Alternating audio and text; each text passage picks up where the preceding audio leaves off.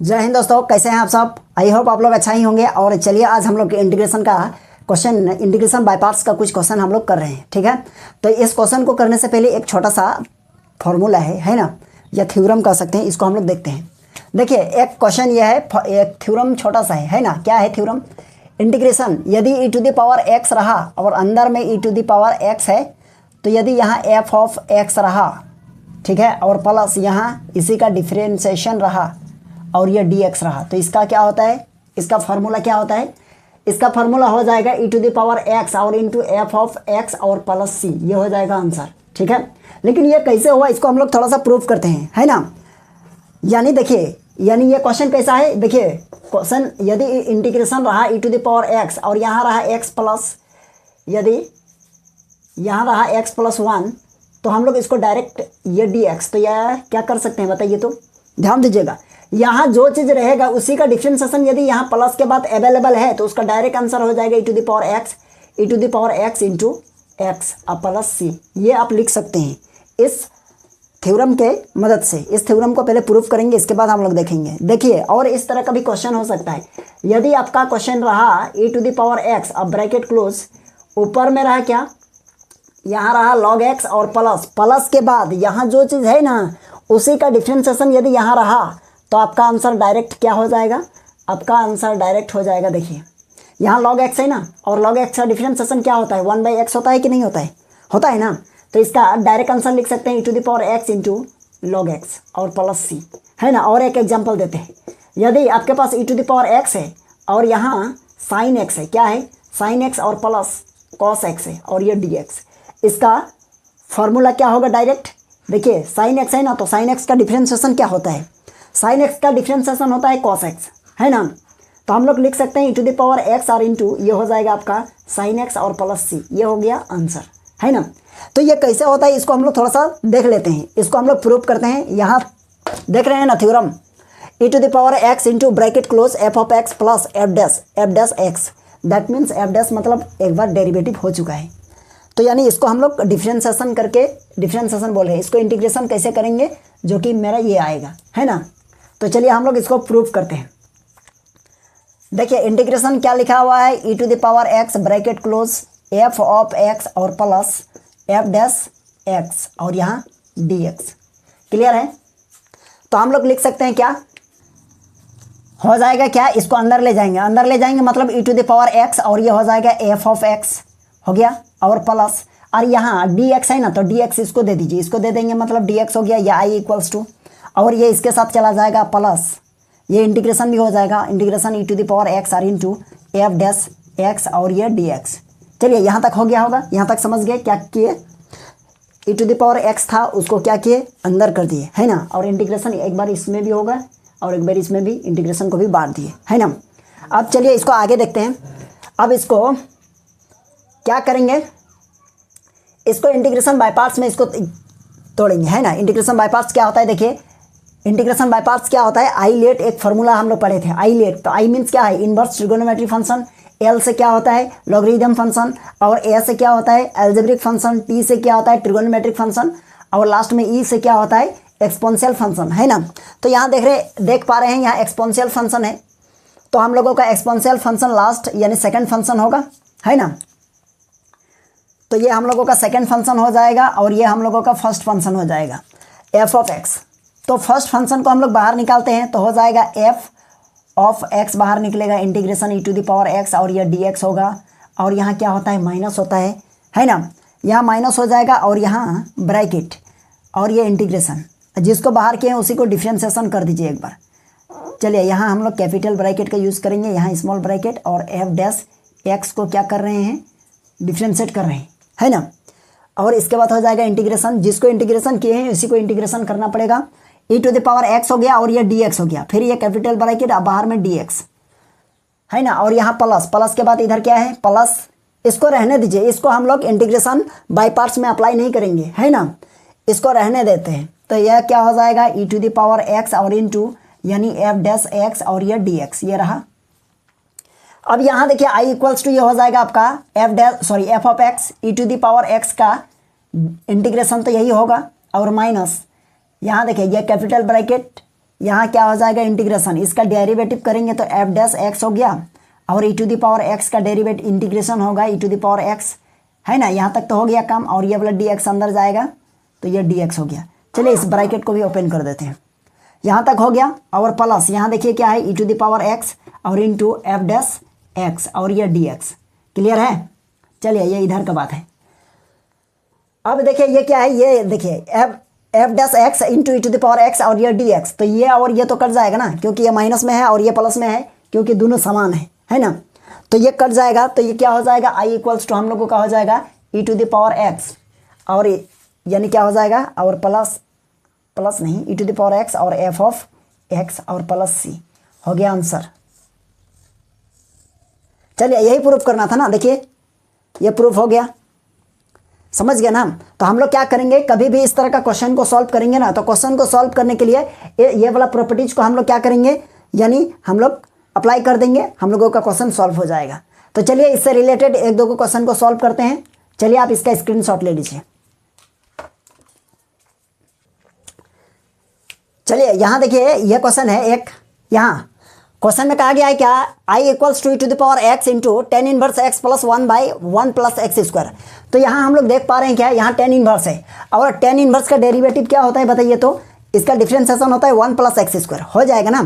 तो यहाँ देखिए इसका डिफरेंशिएशन ये होता है, तो आप चाहे तो इसको क्या करेंगे, जैसे अभी हम लोग थ्योरम को प्रूव किए इस तरह भी आप लोग प्रूव कर सकते हैं, नहीं तो आप यह कर सकते हैं क्या, यहाँ लिखेंगे this is the form, this is the form I equals to E to the power x bracket F of x और प्लस एफ डैश एक्स और ये डी एक्स।